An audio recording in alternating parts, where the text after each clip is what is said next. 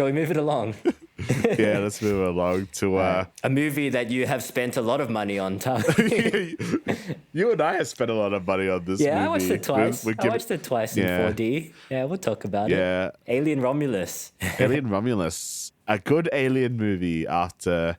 Well, I rewatched all the Alien movies kind of in the lead up to this. Yeah. And watching Prometheus and Covenant again, I actually quite like them. They're trying to do something different. Doesn't succeed, but there was like a philosophical edge that Ridley Scott was trying to, uphold. But again, it's partly, and maybe we talked about this in my like the elevatedness of it, but also I just want to see fucking aliens part of it. Yeah. They're definitely a lot more lore heavy than their predecessors, right? Yeah. So he's trying to build the world up. Yeah, this one is definitely I just want to see fucking aliens part of it. And yeah, it delivers a lot. That said, there's a little bit of lore. There's a lot of callbacks to Prometheus and Covenant. I guess we'll do non-spoilers for this movie first, and then we'll drop a spoiler warning before we talk full spoilers. But yeah, really good movie. I thoroughly enjoyed this movie. Probably one of my favorite movies. It's definitely not the deepest movie, but it's just so much fun. So the plot is, I guess the plot is basically Alien and aliens combined into one movie, together, right? yeah. So like a bunch of kids, essentially, that are growing up in this mining colony planet. They want to find a means to escape this planet because it sucks there. And they discover this abandoned outpost that's fallen into their planet's orbit. So their plan is to go to this outpost and take the cryo chambers from that outpost, and that will give them the means to be able to jump to like a distant planet. Outside of the Weyland-Yutani grasp. Yes. Because Weyland-Yutani is Disney, which is ironic because Disney owns this product. Yeah, there's a bit of commentary in this. We'll talk about it. But yes, unfortunately for them, the outpost is infested by aliens. There's an alien situation. Imagine the alternate of this movie where they're like, oh, we got the cryopods, let's leave. And then that's the end of the movie. And it's like, oh, gotcha. That was easy. That was easy. It'd be like the anti-movie.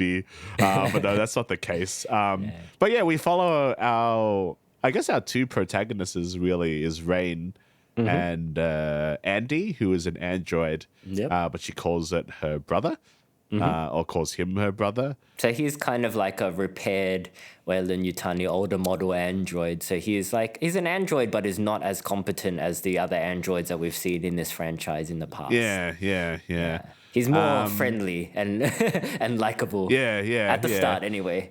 I really like what they did with Andy. I think he's a pretty interesting character. And the dude's really nailing that performance. Yeah. David Johnson. I've not seen him in anything else. But he's essentially playing dual roles in this film. Because at a point, Andy kind of gets an upgrade that turns into kind of just a Weyland-Yutani android. Speech patterns change, intelligence levels change. So and he kind of becomes somewhat of a prick, almost like an antagonist at a point. He's interesting. Like, I really like what they've done with Andy and the subtle theme of like what is considered to be like a human and whatnot. And it's usually like the case that because AI can feel and like be happy and like, be nice, like, yeah, they're human, but he is a prick at points. And like one of the other characters is quite wary of him. And he's almost like right to a point because like he does end up being sort of a detriment to the survival of the crew. I mean, everyone in the team outside of Rain treats Andy as as an item, as a machine. So that's kind of where the difference in perspectives becomes really interesting. Like Rain and Andy kind of have this emotional attachment, but it is kind of the same as having an emotional attachment to your toaster, So I think the film does a good job in selling both of these points, but ultimately showing the emotional relationship as the stronger one. I like Cailee Spaeny as well. Like, I've seen her in a few things recently. Your favorite like Civil movie. War. Civil War. Yeah, I still really like that movie. I watched her in another TV series called Devs as well, which is also another Alex Garland. I went on a bit of an Alex Garland spree after Civil War. She's kind of up and coming. What else was she in? She's in Priscilla. Priscilla, that's right. Yeah, she's really which good I haven't seen yet, but apparently she's really good in that as well. Yeah, so keep an eye on her. She's cool. I like her. I mean, but like, if anyone is clicking on an alien, I don't give a fuck about the characters. I don't hear about the aliens. Like, yeah, the aliens are very good in this movie. Yes, there's a lot of a good combination of practical and CGI effects. And not always good, Tavi. We'll talk about it. Oh yeah, all right, yeah. But yeah, no, the aliens themselves, they've gone the practical route for the most part. So a lot of robotics involved / puppeteering. Yeah. There's like a dude in a costume at one point, which is very cool. Yeah. Which is like a callback to the first one. Like, it is kind of a good example of it is a modern update in the sense that it's basically Aliens, The Force Awakens, right? So it's not really anything too new in terms of a plot, but it is just using modern technology with a mixture of old to enhance its visual storytelling. Because Alien 1 is a masterpiece, you know. It is like one of the best sci-fi horrors ever made, and the Alien franchise is like one of my favorites. Like, I've loved this franchise since I was a kid, and that's why I kind of forgive a lot of the bad Alien movies as well. Alien 3 and 4, I have a soft spot for them, even though they're not very good. Sure. And maybe that's why I like Covenant and Prometheus, and I don't like the AVP movies. I think they're kind of shit, but I'll still watch. If they make another one, I'll watch them. But anyway, the first Alien, it's a masterpiece, but there are points where it's like the costuming, especially when you see the alien outside the ship, like you can, it's a dude in a suit, and it kind of like takes it out of it. For me, a little bit. Yeah, they're limited by the technology at the time. At the time. Yeah. I mean, there's something to be said of the practicality. Even like if something doesn't look the best, because it's practical, it still feels like a real thing, like you're looking at a real thing. Yeah. You know, whereas when CGI is not the best, it's always bad to look at. It's always bad to look at, yeah.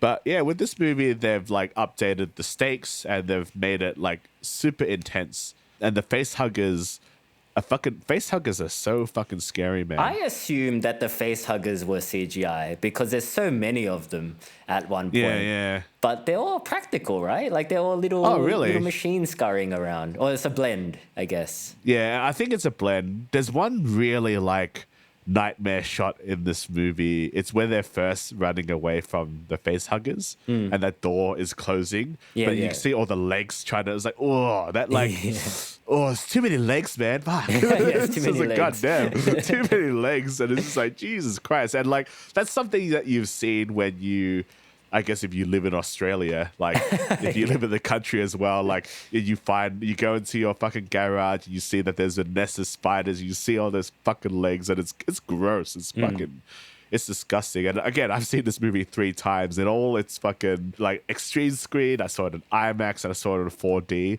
and that frame always gets like a gasp or a reaction from the audience because it is so under your skin, like creepy. Yeah. Because I was telling you off air that I don't find aliens, like in general, very scary. Like the big xenomorph. No, not xenomorph. I'm just talking about just alien themed stuff. Like I don't find it very scary. Yeah. And even the xenomorph, it's scary, but it's not like it's more cool than scary. It's cool, yeah. I think I find it really cool. So it doesn't really. It's not keeping me up at night. It's like, oh, that's cool. And I've always loved it as a kid. But face huggers is cool. Just. Oh man, it's the way they fucking kill you. It's so fucking gross. Like the little sacks on the side that are like inflating up and yuck. Oh yeah, but also like the bit like this isn't even a spoiler because like they show it in the trailer.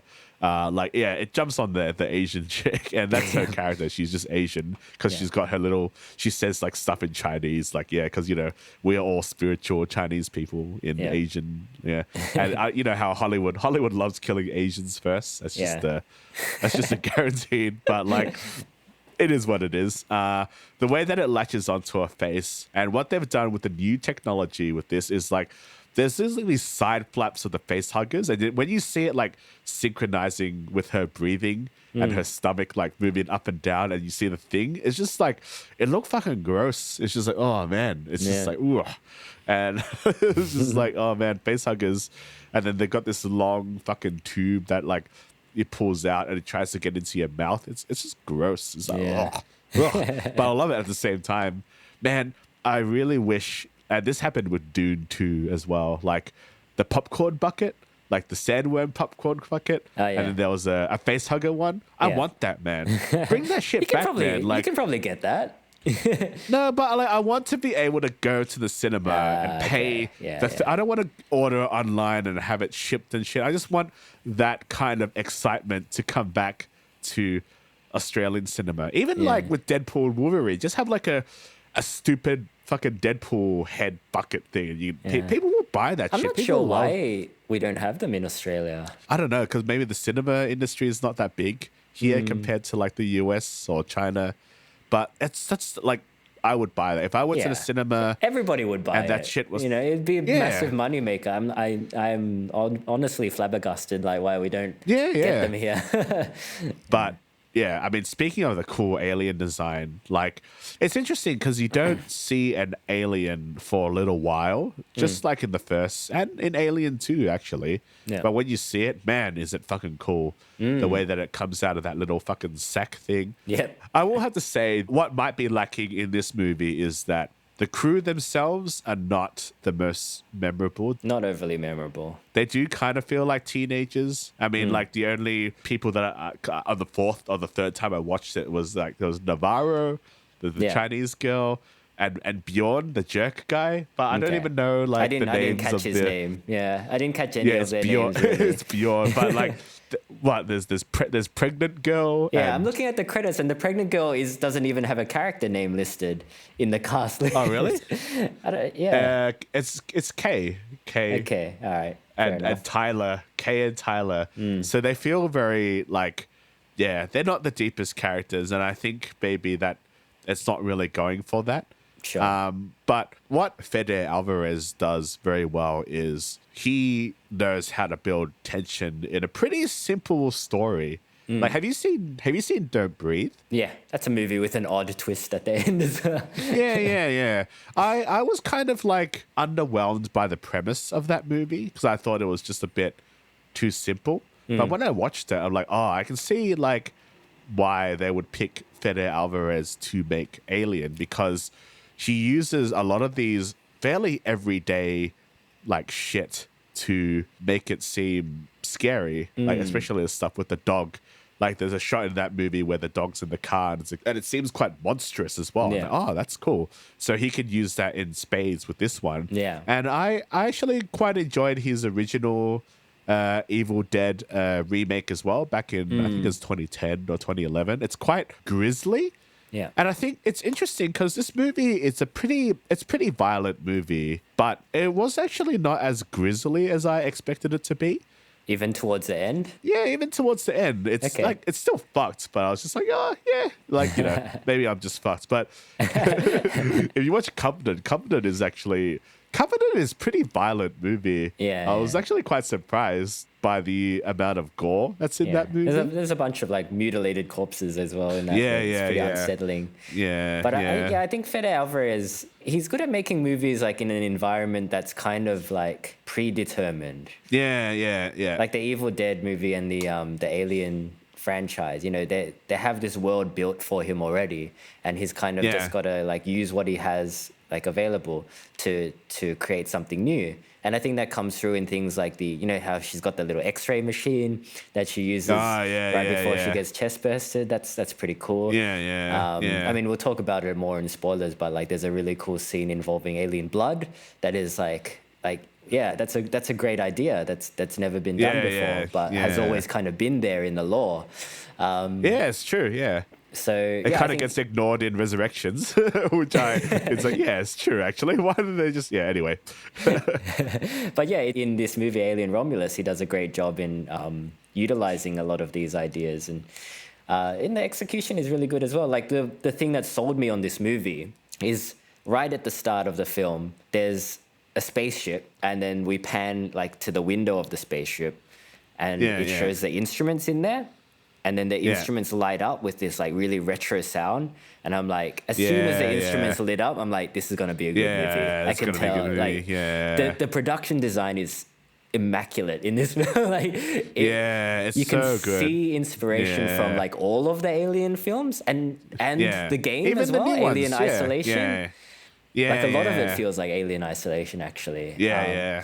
And apparently he's a big fan of that game, right? So for sure. Makes sense. Yeah. That just instantly sold me on this movie, and from there it just went from strength to strength. Yeah. We haven't mentioned it, but we saw this movie in 4DX. It's probably named different things in other countries, but it's essentially the type of theater where your chair moves and there's wind and water and the special effects machines and like I wasn't gonna watch this in 4D, and I didn't even know it was in 4D. Risky told me that he saw it in 4D, and he's like, "Well, you gotta watch it in 4D. It adds so much to the experience." And I was a bit hesitant because I thought like 4D you have to wear the glasses as well, and I don't like 3D movies. Sure. But then he said, "Nah, it's nothing like that." It's like, "Oh yeah, I'll think about it." And then you told me that you watched it in 4D. And like, I didn't think that you enjoyed 4D movies either, so I thought that you would have just watched it normally. But you and your partner said like, "Oh, you gotta watch it in 4D." It's like amazing. And then like you saw this movie in 4D twice with your partner, and anyone who knows your partner well, it's kind of like a special occasion when she watches movies twice. So I thought, oh, I better go watch this fucking movie in 4D. So I went to the only cinema in Victoria that does it is Century City, to my knowledge. Okay. Which is really far from me. It's in Glen Waverley. So it's not really far, but it's like it's a good hour and 15. It is, even with like no traffic, it's still an hour's drive. Yeah. So I'm like, all right, I'm gonna make the trip, and like I wasn't looking forward to making that trip, but like, okay, I'll go watch it in 4D. And this is coming off like me watching it in extreme screen, and then I watch it in IMAX, and then like 2 days later I watch it in 4D. And 4D is the definitive experience for this movie because this movie is a roller coaster ride in its presentation, which can be seen as a bad thing, but because of how enclosed that the situation is, it just seems so tailor-made for 4D. Because I'm like, holy shit, like especially a lot of stuff with the ships and the decompression, and then like the alien goo shit and the chest burster shit. Elements. I'm like, oh. Like in terms of the chair moving around, right? Like you've got the scenes where, you know, it's all kicking off, there's explosions going on, so your chair's like going crazy, right? But you've also got like the slow like space movement where you feel like you're floating. So it's got both of those elements. The wind machine is really good to use during the vacuum scenes. The goo, the alien goo, of course, getting splashed. And like, I was saying that this movie lacks a little bit of character depth for the other people. But when I watched this movie in 4D, I actually cared more. I was like, wow, like, I didn't really care that much about them in Extreme and IMAX, but then when I was like, oh, I actually like kind of felt like more tension, especially I think the best part that I felt 4D the most was when Kay, because she kind of gets knocked out a bit and then she wakes up like, and there's you know, you hear the steam of the ship and then there's the water dripping and she's like, this is as when the xenomorph is first revealed and it's kind of stalking her. And that's kind of when I felt it the most because she's like under the grates and then you can feel like the little clangings in your chair and you can feel the wind. But then when the alien comes in, you can hear the vibration and then you feel the goo dripping on you. And it's just like, oh, this is awesome. It's great. And I was like, God damn, like, and I felt like I didn't want her to die, you know? Yeah, it's almost like because of the immersion, you know, it's almost like you are the character in the movie, you know? You feel what they're feeling. So, yeah, it makes sense that you'd become more invested in their journey. But so if you're listening to this and you haven't seen Alien Romulus yet, we would highly recommend 4D. Yeah, if it's available to you. This is not an ad, but we'll go watch it in 4D. Yeah, it really, like, I was a 4D skeptic. I might still be. It depends on the movie. It does feel like a gimmick, right? Like it does. But yeah, when it works, it works. I only had just remembered that we watched Civil War, the Captain America one, in 4D. Yeah, we did watch it in 4D, Japan. didn't we? I'd completely forgotten that we had watched it in 4D, but we did. And like, it felt like a gimmick then. I thought, oh, this is pretty cool. But then, like, because that movie doesn't really lend itself much to the 4D experience. Yeah. So I had forgotten. And I think that's why it's like, 4D, doesn't really matter. I don't really care. But in this movie, when it just really feels like a ride. It's like, this is like, it is, you got to watch it in 4D. I don't know how much thought goes into, when they're making this movie, how much thought goes into the 4D experience. I'm guessing not that much. But this movie feels like it was made for 4D. Yeah, I think so. And this is probably a coincidence. It's just the design of the movie itself. But yeah, it's good. It's good stuff. It's worth the money. Because like Fede Álvarez, he's really good at this. Movie has so much tension. Whether it probably lacks a little bit in narrative, but I didn't really give a shit at that point because like I was just having so much fun watching this movie. Yeah. This is probably like, I think a lot of people see this as a positive and a negative, and it is kind of a Disney-ism, but there is like a lot of callbacks to the earlier movies. Like there's a few lines, but I feel like for this movie, if you took all those callbacks out, I think it was still a good movie regardless. I think it's when the movie relies on having to call back that it's like, okay, it dates it a little bit, I think in this instance, the callbacks are more of like a nod of respect to its predecessors, more than like a crutch to stand on. Yeah. And like, I've seen like, some negative reviews saying like it relies too much on it. Like, I don't think it relies on it at all, except for that one. There's only one real thing where it's part of the plot, right? But like aside from that, it's not really. Yeah. They're just there for people to enjoy or not enjoy, I guess. Yeah. Yeah. And I like, as mixed as I feel about Disney, especially recently, if you've heard about like the lady who passed away at a Disney park. And then the husband was trying to sue. Horrible, ghoulish behavior from corporations. It is so hard when it's like, oh, you think we're like villains, huh? Well, do you want to watch Alien? It's like, take my money, Disney. And like, they did make the decision to not just put this on streaming and put it in a theater. Yeah, it feels like Fede Álvarez had a lot of control over this project. Because I remember there was like a marketing campaign where he sent like a scene out on VHS. Oh, yeah. Disney said, like, we want to release this scene as part of the promotion. And his condition was that they can do it, but it has to be in VHS form and sent out to like, select distributors. There's that, as well as the review embargo. I believe there was a review embargo for a time after the release of the film where people weren't allowed to review it. So I feel like, he had a bit of creative control, but also control in the way that this film was like presented to the public. There's also like the practical. There's showings where people have like chest bursts coming out of them. Like they put actors in the audience. The Instagram. Yeah. It's quite funny. Which is fun. Yeah.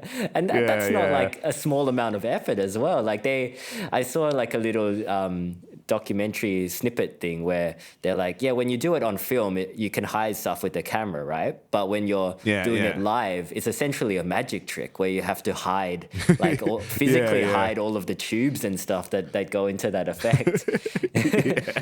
It's pretty fun. And like, it's interesting because usually with the review embargo stuff, they usually do that to hide that it's going to be like a pretty shit movie and we don't want people to give it a negative review yet because we want the money. But in this sense, I think because there's a few things that can be spoiled, but it's not a detriment to the quality of the movie. Because I saw this movie on opening night because I'm like, I don't want to like I mean, you had your Deadpool rant about spoilers, and this is not really a spoiler-heavy movie, but it's also like I didn't want to be swayed by anything. Like I just wanted to watch this as soon as possible because I fucking love this franchise. Yeah, and I'm glad I did. Like I was always on the edge of my seat. And like the fact that I've seen this movie 3 times and would still be willing to, I probably will watch this again in 4D before it ends its run because I don't think there's going to be another experience like that. I mean, it's not the only way to experience this movie, but really it adds like so much to the experience. Though I will have to say the mixture of like the formula of Alien 1 and Alien 2 holds it back in a sense that when the first alien is revealed, it's kind of stalking the crew a little bit, and I thought that was kind of cool. But then it kind of leads into more Aliens, where it is a little bit more action orientated, and it would have been nice to see a bit more at that stalking, like the crew, like in Alien 1. Right. And you kind of lose sense that original xenomorph is the overarching like main villain. Yeah, it kind of the falls aliens into the background, I guess. At a point in the film, which is probably spoiler territory. But no, like, should we talk a little bit spoilers? Yeah. So this movie is a combination of good CGI, mostly good CGI. Yeah, I had completely negated the fact that there is one very questionable use of CGI. Yeah, there's a callback to the late great Ian Holm, Bilbo Baggins as Ash from Alien 1. Well, he's playing Rook in this one, but still he's playing Rook, Android Man. Yeah, and he's a villain, and they find him as a half mangled android, and like his face, his CGI face, the deep fake technology is not quite there yet. But I kind of also don't want deep fake to get any better than that because then we're all screwed. So it's as practical as they could have done it, I guess. It's basically face replacement on a puppet. But it's pretty janky. It's still kind of in that uncanny valley. There's something just a little bit off about the face. And like I found it just a really interesting choice because he's an android, right? Like he could have. There's a number of androids that they could have chosen from. They could have used, Michael Fassbender's David. They could have used one of the Lance Henriksen ones. People that are still alive, I guess. Actors that are still alive, I should say. So the decision to make it Ian Holmes's android was at first, I was like, why? I guess. And like thinking about it, like I guess from a narrative perspective, like Ian Holmes' Ash is definitely the biggest jerk out of all of those android examples, right? And I don't know. Fassbender's pretty bad. He's basically wiped out an entire civilization. He's more like sinister and evil than a jerk. Like Ash is just a bit of a jerk. He's a corporate jerk, basically. So I guess that kind of makes sense because this character of Rook is supposed to be also a bit of a corporate jerk. Yeah. So I guess that makes sense. But I did a little bit of digging and found out that I guess this decision by Fede Álvarez was based on like Ian Holmes' family. I think Ian Holmes' family expressed the desire for him to appear in this movie, right? Okay. Yeah. Okay. They were like, it'd be great if he could come back in some form. I see. And Fede Álvarez, having lost his own father, like pretty recently as well, he's like, let's do it this way. So, I can't really disagree with that decision, I guess. Yeah. Still pretty janky looking though. Because I read that like he just wanted to do it to pay homage to Ian Holm. I didn't know that his family wanted him to be in there because there's been a lot of criticism saying that it's like, you're just puppeting like a dead actor's likeness, isn't that a bit disrespectful?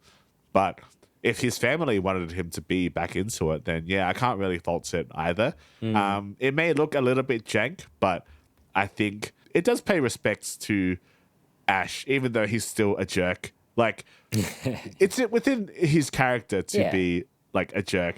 And I think when you kind of see him through the TV screens and the monitors and stuff, it looks it's hidden a lot better behind the filters.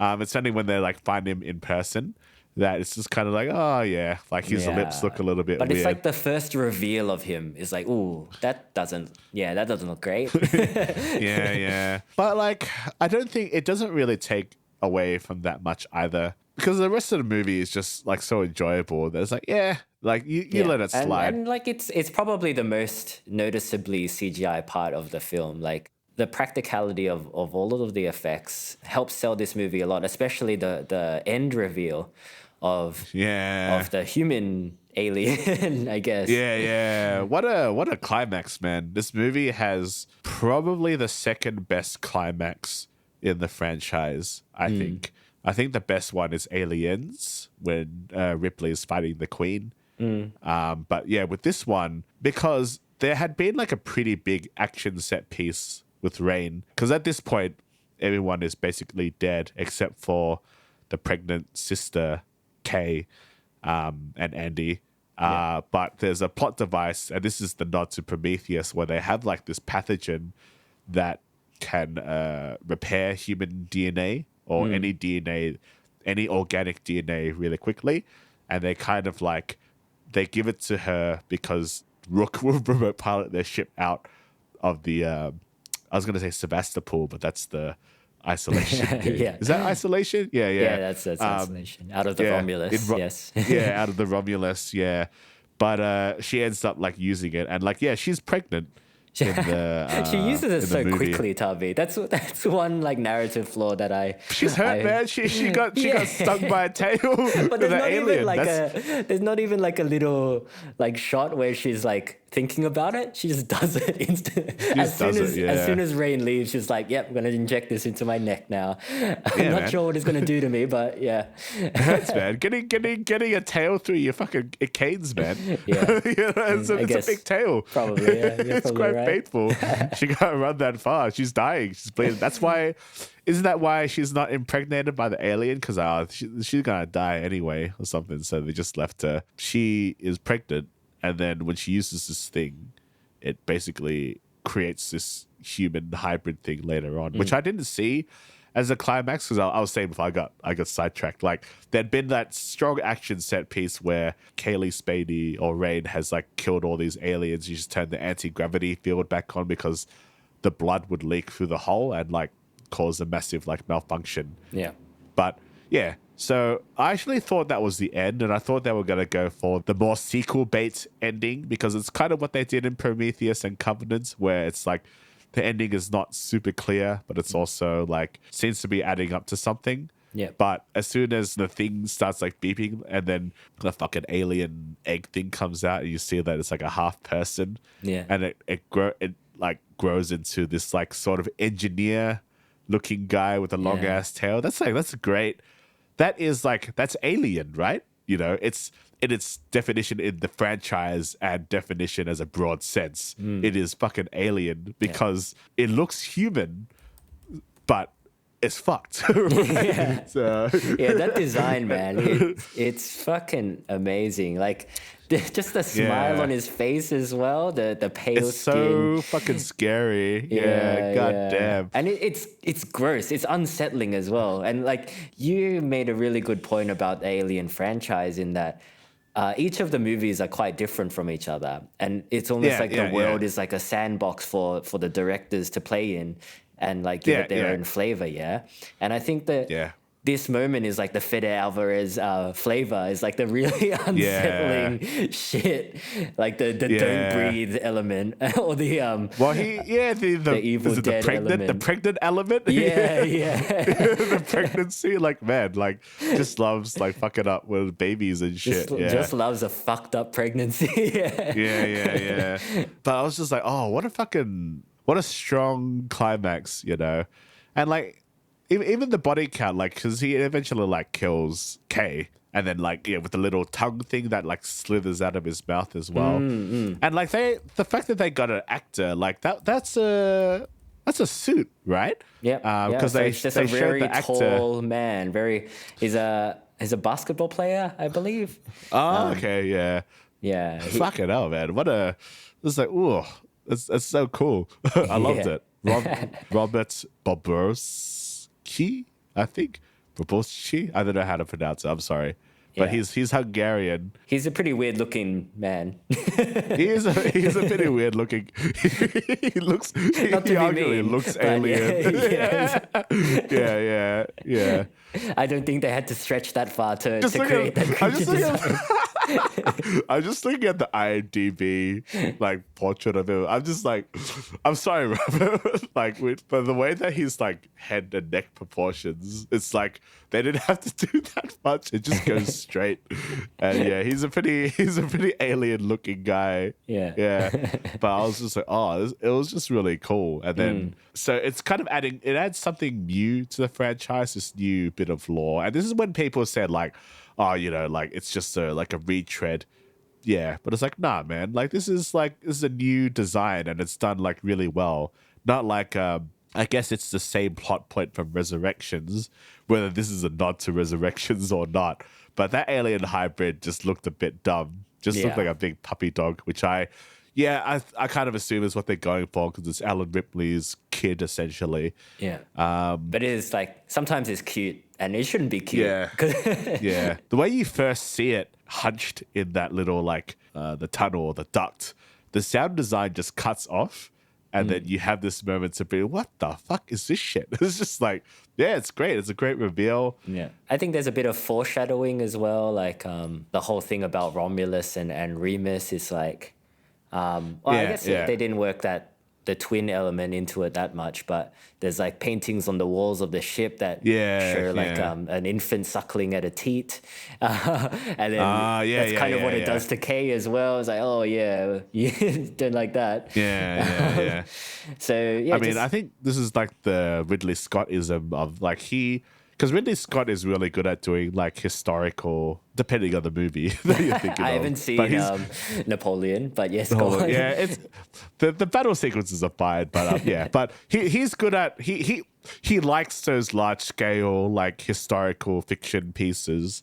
So you can kind of see a lot of that within like the franchise as well, and even in Covenant when like David basically executes Rome. Because the engineers are basically Romans at this point.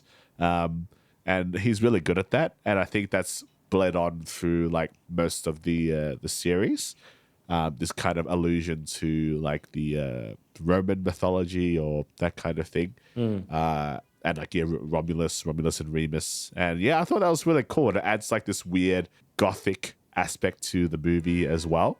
Yeah. Especially when they come across that painting. It's quite creepy. Yeah.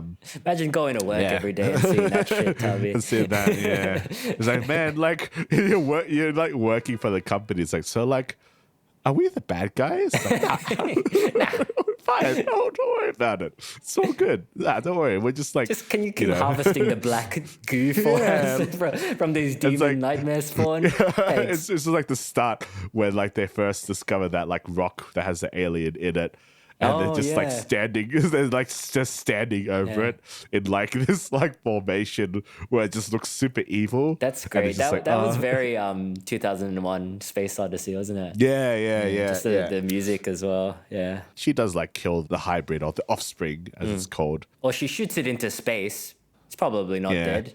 The first alien didn't die. The first alien didn't die. It's the perfect organism, like little oxygen. And it's just like fucking hell, man. This fucking what a gangster, man, floating in space. Like, don't worry about it. Like, I'm the perfect organism. Yeah. But I think because it crashed into like that field, right? So it would have just been like you're right. crumpled along with the unless of course it's like the next movie, The Perfect Organism. We found the offspring and now we fucked ourselves again. Yeah.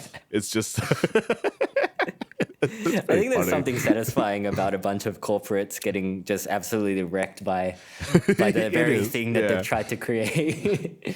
Yeah. It's cool. There are a few of lines in this movie that really resonated to me as a company man. I'm afraid I have a new prime directive to do what's best for the company.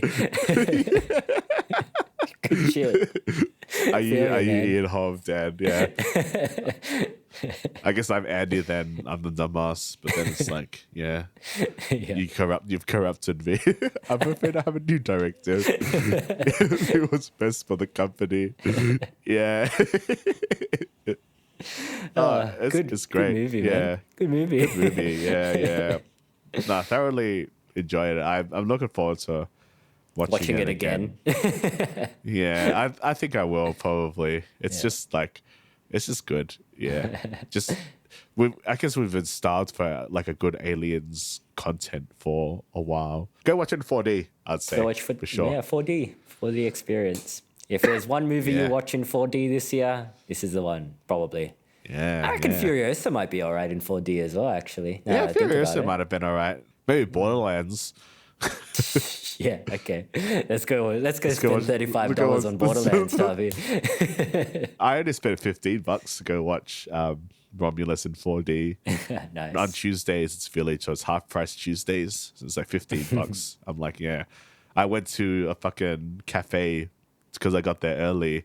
I spent more money on like the coffee and the cake that I had than the actual movie. It's just like, I'll just have a slice and a coffee. Yeah, that'll be $18. Like, what the fuck? It's like, god damn, man. Capitalism's getting out of hand, Harvey. We're going to be working in the mines eventually. Yeah. I'm afraid. Yeah, it's like putting our bodies on the line for just a little bit of a chance at escaping. Oh, you reached the quota, did you? Oh, actually, there's a new quota now. So I'm going to be here for another 6 years. Sorry, not sorry. Sorry, not sorry. And it's like, the company thanks you for your service. Yeah, that hits a bit too close to home. Ooh, yeah. It's really, Aliens is great. I love it. Yeah.